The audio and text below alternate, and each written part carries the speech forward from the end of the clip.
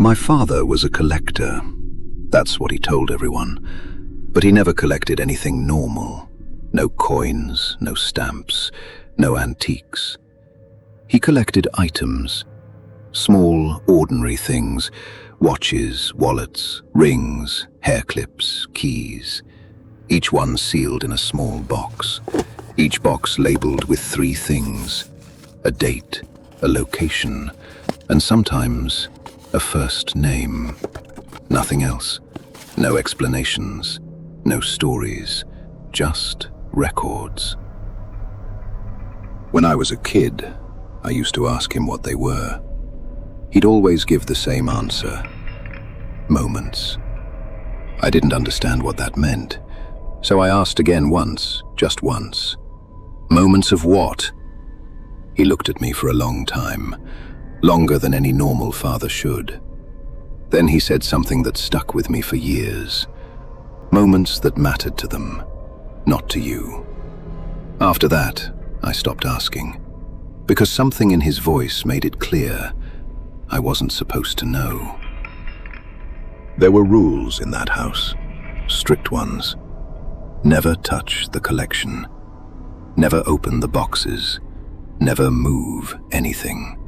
And most importantly, never ask about the names. He never raised his voice. Never needed to. The way he looked at you when you got too close, that was enough. It wasn't anger. It was something worse. Like you had just interrupted something important. I didn't question it as a child. Kids normalize things they don't understand. But as I got older, things started to line up in ways they shouldn't. I remember the first time I noticed it. A girl went missing 2 streets away. Her face was everywhere. Posters, news, social media. A week later, I saw a new box in my father's study. Same format, same labeling, date, location, and her name. That was the first time I felt it. That cold, sinking feeling in my stomach. The kind that tells you something is wrong, but you're too afraid to say it out loud. I started paying attention after that. Quietly, carefully.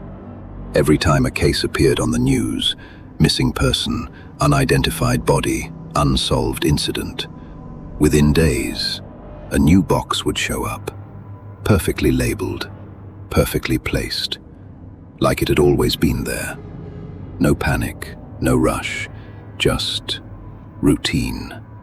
That's when the thought first crossed my mind, and once it did, I couldn't unthink it. These weren't collections. They were trophies. I confronted him once. I was 17, old enough to understand what I was accusing him of, but still stupid enough to think he'd deny it. I remember standing in that doorway, my hands shaking, asking him, "What are those boxes?" He didn't even look surprised, didn't get angry. He just closed the drawer he was working on and looked at me calmly. Then he said, "People think monsters are impulsive." I didn't say anything. He continued, "They think it's rage, emotion, loss of control. But the truth, the worst ones are patient." I couldn't move. Organized, quiet, careful. Then he leaned in just enough for me to hear him clearly. "And they don't stop. They just get better at hiding." I left that same night. Didn't pack much, didn't say goodbye, and he didn't try to stop me. That's what haunted me the most. Not what he said, but what he didn't do. No anger, no panic, no attempt to explain, just acceptance. Like he always knew I'd leave eventually, like it didn't matter. I hadn't been back to that house in almost 12 years. But death has a way of pulling you back into places you thought you escaped. The call came from a number I didn't recognize. "Your father passed away this morning," the voice said. "Natural causes."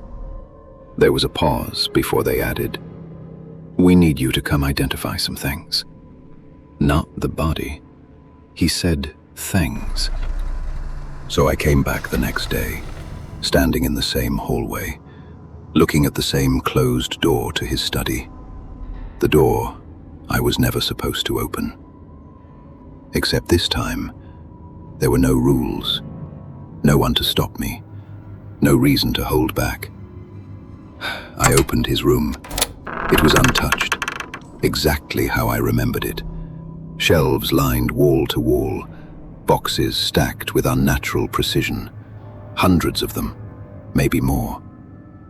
It didn't feel like a collection. It felt like an archive, like a system. Everything in its place, everything accounted for. And for the first time in my life, I broke the rule. I picked up a box. My hands were shaking as I opened it. Inside was a wristwatch, old, scratched, stopped at exactly 2:17. But that wasn't the worst part.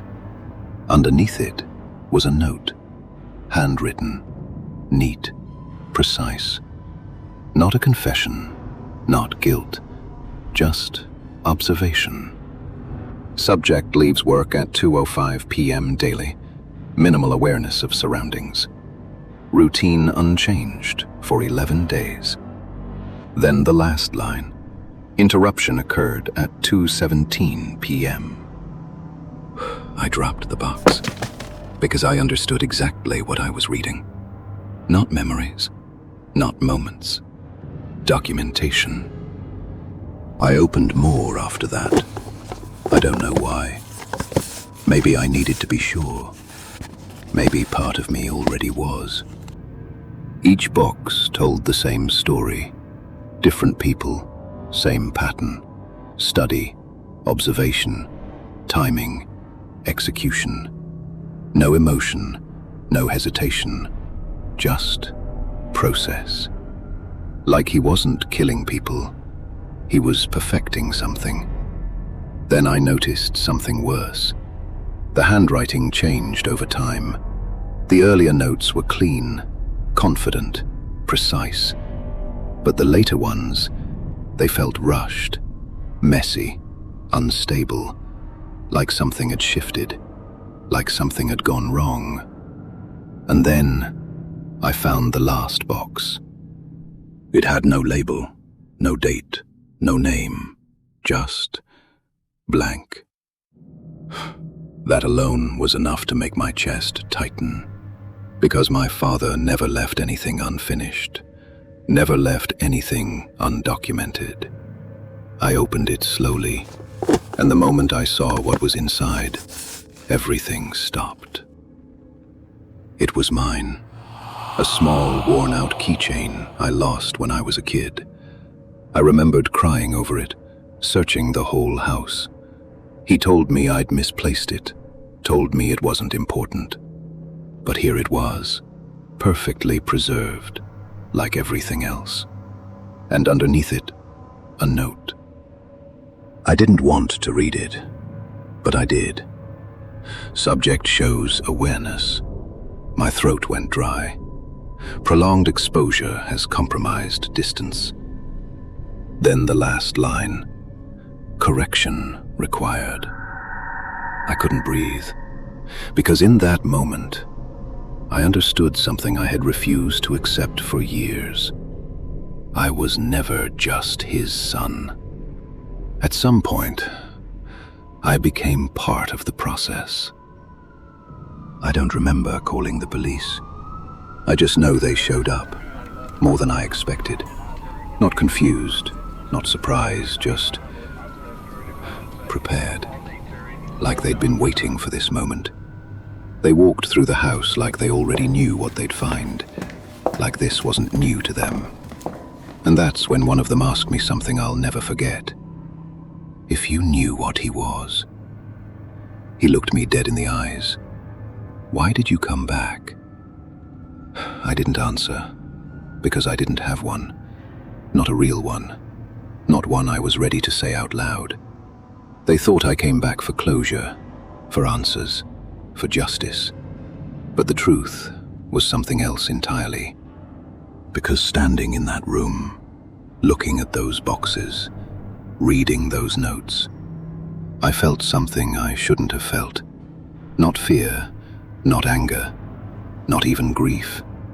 Something worse. Understanding. I understood the system, the patterns, the logic behind it. I saw how careful he was, how precise, how effective. They sealed the house after that, classified everything, took what they could, left what they didn't understand, told me to move on, forget it, live my life. But they made one mistake. They assumed I was a victim. They assumed I was afraid. They assumed I wanted distance from all of it. They were wrong. Because even now, I still think about those boxes, about the notes, about the patterns he created. And sometimes, I catch myself noticing things, people, routines, habits, the way someone checks their phone at the same time every day, the way someone walks the same route without looking around. And when I do, I remember what he said. People think monsters are impulsive. I used to fear that sentence. Now I understand it. And that's the part I don't talk about. The part I can't talk about. Because the truth is, I didn't come back to end the collection. I came back because I didn't want it to stay unfinished. Thanks for sipping tonight's tale with Haunted Brew. Don't forget to subscribe and sleep tight if you still can.